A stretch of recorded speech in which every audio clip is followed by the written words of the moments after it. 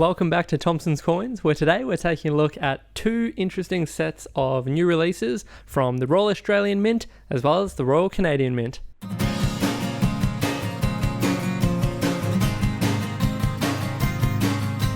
So it's been a while between new releases from the Royal Australian Mint, so it's exciting to see something new, and they've also improved it, dare I say. And I know I'm often critical of the Royal Australian Mint, particularly when it comes to the packaging.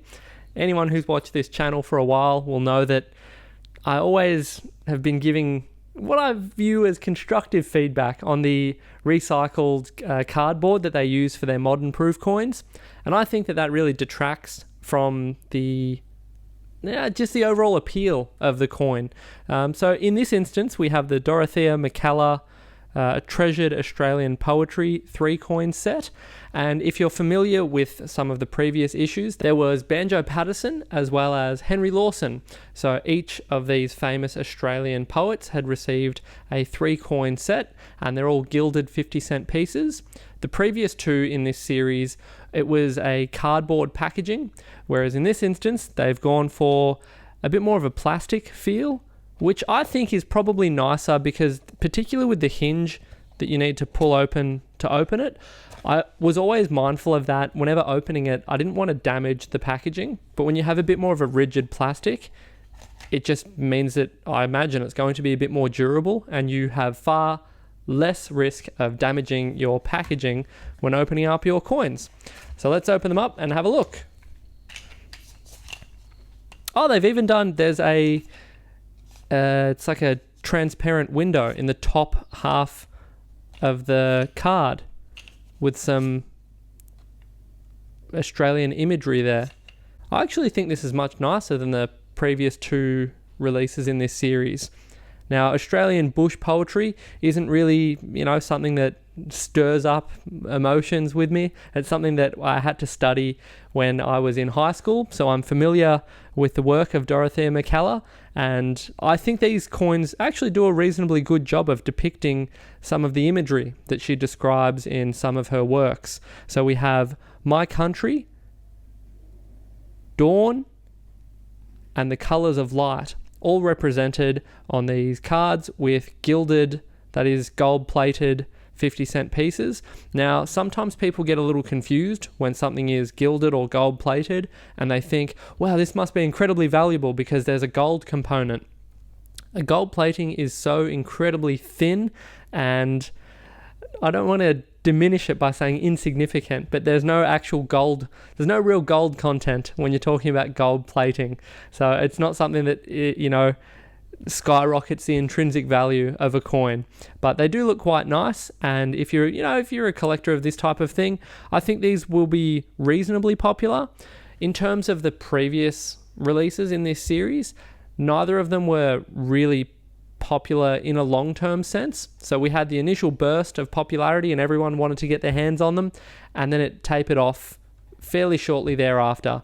So this is a type of thing that if you have an interest in Australian poetry and people like Dorothea Mackellar, I think this will be a great addition to your collection. And like I said earlier, I actually quite like the style they've gone with for the card. It's quite nice, and it's something a little bit different. And I like to see, and I've got to give credit where credit's due. Anytime there's an improvement to packaging, I'm all for it because, I've been critical in the past, and I think this is a winner in that sense. It presents nicely, and hopefully in the long-term sense, when you go to your collection years down the track and take this out and have a look, you won't find that it's, the cardboard's all creased and crinkled or has an imprint of a coin that's been on top of it. This more rigid plastic, I think, will be a bit more of a suitable long-term storage option for collectors. So there you go. That's the Dorothea Mackellar 3-coin 50-cent set. There is another 50-cent collectors. You're going to have a hard time keeping up with all of these new releases all of a sudden. I think this is a similar depiction of the koala that was represented on the 1-ounce investment coin that was produced. This is a 1-ounce silver investment coin. I think it may be a little different actually, but it's a 50-cent coin. And again, I think they've done a great job with the card. We're back to, I think this is a cardboard card rather than the rigid plastic, but the imagery is really nice. I think particularly for younger collectors, I think that, this nice little koala image would be a good addition to any collection. So once again, I feel like I'm sort of maybe getting a reputation of always being a bit critical of certain releases, particularly when it comes to the Royal Australian Mint. But it's only because I want releases to be, as good as they can be. So the total mintage on this particular coin will be 15,000. So that's, a moderate mintage. I think they'll be pretty popular, and it remains to be seen whether or not this will be an ongoing series in terms of, it says Koala series here. So we might be seeing an annual or maybe even a biannual Koala release, which I think would be pretty popular. I think a coin like this has real potential, and I don't sit in on the meetings or anything like that when products are being decided, but you only need to look at the success of the Perth Mint with their Koala series to realise how popular it is, not only domestically within Australia, but the international market seem to have a bit of an interest in a lot of the Perth Mint releases. So the Koala, I think it's always going to be quite popular. And in this instance, you've got the I'm assuming is a mother and baby there, which is going to be really popular with the eucalyptus leaves in the background. And I think the composition of this coin is really nice as well. I think the designer, A. Ball, has done a very good job. Alright, so that's it for the Royal Australian Mint. I'm also going to quickly highlight, I don't want the video to go on forever, so I'll try and get to the point. I want to showcase some of the new coins that have just turned up from the Royal Canadian Mint. So, yeah, as the name suggests, these are all the way from Canada, and I just prefer a lot of their releases because I think that some of the packaging is a little bland. I can fully confess to sometimes wishing that they did a little bit more with their outer boxes. But, this is maybe a good example of it's what's inside that really counts. So let's start. We'll take a look at the triple maple. So this is a $20 silver coin. And I've always had a soft spot for the maple. For anyone that's unaware, the silver Canadian maple leaf was the first sort of collector coin that I ever bought. So I've always had a soft spot for that. And there you have the triple maple, which I think is, I'm totally biased. I think it's really nice. I think they do a really good job. And you've got King Charles on the obverse there. But there's one that I'm building towards though. So I think that's a nice starting point. The one at the end here, I think, is really impressive. Next up, we have the animal portraits. This one is the polar bear. And if it looks anything like the images I saw online, yeah, it looks great. Unsurprisingly, we have the gilded fields. And we've also got King Charles on the obverse there with gold plating as well. But this looks really great. You've got the polar bear. It almost looks like it's stepping out of the coin. I like that use of the depth of field. And yeah, quite simple, but elegant. I like that one. That's a hit for me. All right, next up we have the, I can't pronounce it, the Pysanka. If anyone can help out with the pronunciation, I can't even say pronunciation of that word, please let me know in the comments. So here we have an interesting egg design, and I'll just read the blurb on the certificate because I think this is quite interesting. So it's a contemporary representation of the universe featuring Ukrainian cosmorphic motifs representing the sun and stars, life and love, strength and protection.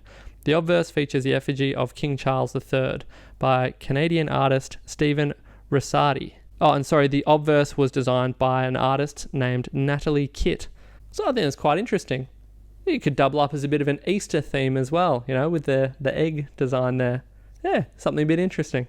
But moving along, I think all of these coins have been really nice, really interesting modern releases. But there's one, and you'll see it's still got the seal on it. I haven't opened it yet because I wanted to actually see, I want you to see what my actual reaction is to it, because I was very excited as soon as I saw the artist's renders, so like the marketing images for this coin. I thought, I've got to have this, and I really want to highlight it in a video because I think it'll be really cool. I think this is going to be the most expensive 5-cent piece of the decade or something like that. It's very interesting. All right, let's open it up and have a little look. Alrighty, so the box comes, the outer box comes as a separate item altogether. So that is just, again, a bit of a plain Royal Canadian Mint box. But the main event is this 5-cent piece in silver, which has the little beaver there. And I'll need to get some close-up footage of this so you can actually see what I'm describing here. It's coming right out off the coin. So it appears as though the whole center area has been hollowed out of the coin. And I got the Royal Canadian Mint, they just do really creative things like this, which is what I think you hope to see from any mint when you're at the front line of collectors. It's nice to see a mint like this doing things that are a little out there and a little unusual. And maybe that's because it appeals to my personal tastes as a collector. Even before having a business, even before being in the industry, coins like these would pop up and instantly capture my imagination.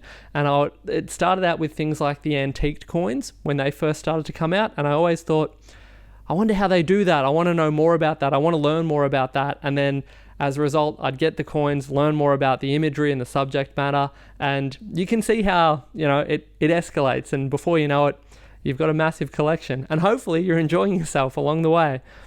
And now I'll give you some information from the information card here. This 5-cent coin is 99.99% pure silver with a diameter of 55 millimeters and a nominal metal weight of 110.66 grams. Inspired by Canada's 5-cent circulation coin design by G.E. Kruger Gray, this coin's reverse features the words 5 cents and Canada engraved on the reverse's top plate surface, while at the center, the iconic beaver is surrounded by cutouts revealing additional elements, clouds, water, and the year 2025, engraved in the interior surface. A wave pattern appears on both the top plate and on the obverse, which features the effigy of His Majesty King Charles III by Canadian artist Stephen Rosati. This coin has a limited mintage. I believe it's just under 2,000, and it's one of those coins that's incredibly unique, and it's the type of thing that really captured my imagination early on when I started out as a collector. Anytime I saw an unusual coin like this, I thought, even now, I still can't really get my head around how they produce a coin like this. And I think that's half the enjoyment. I like seeing interesting and unique items like this. And going back to when I really started out, things like antiqued coins were relatively new to the market. And every time I saw an antique coin, I just had to have it. And it was also the type of thing where I would go away and do a little more research into the subject matter. And it really got me started on my journey of learning more about these coins, understanding why certain things were being put on coins. And that just added so much more enjoyment to my collection, understanding why certain subject matter was being highlighted and, just learning about not only Australian but world history along the way. So I think it's unfair to compare coins here. The polar bear is a bit of that's growing on me. I really like the simplicity of that, and I like the design choice of having the bear almost looking as though it's walking out of the coin. I think that's a really good example of clever use of the gilding on a coin. So having that contrast between the gold and silver, but done in a really simple but effective way. The Canadian 5 cent, this is unreal. This is incredibly cool. 110 grams. So this is about just under 4 ounces of silver. But I've got to say, it feels like much more than that when you hold it and you look at it. It's just a really, really clever design. And having the 2 Canadian maple leaves there flanking the denomination, it's lived up to my expectations. And it's the type of thing that when someone comes in to buy it, I'm always happy when someone comes in excited and enthusiastic to add something like that to their collection.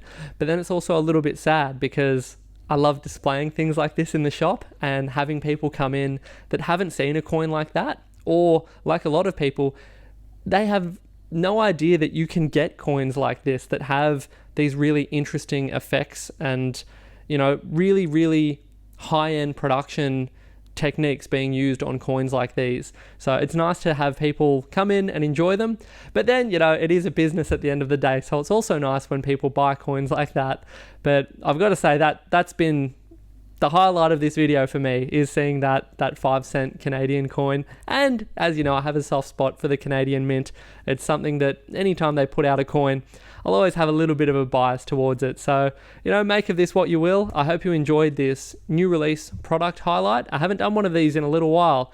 I've been, busy buying interesting collections, and I'll have some more videos coming out in the not too distant future highlighting some of the unique and interesting things that have come through the shop. Anyway, if you enjoy collecting, the greatest hobby in the world, you can subscribe to this channel, or you can come and visit us in person. We're at Shop 8 in the Boronia Mall, which is 50 Dorset Square in Boronia. We're here from Tuesday to Thursday, 10 till 4, as well as Saturdays from 10 till 3. That's it for now. This has actually been nice. It's been nice to get back to a modern product highlight. But, like I say, there'll be some old and unusual things coming down the track in the not too distant future. Anyway, let me know what your favorite coin was in this release highlight in the comments, and I look forward to seeing you in a video soon.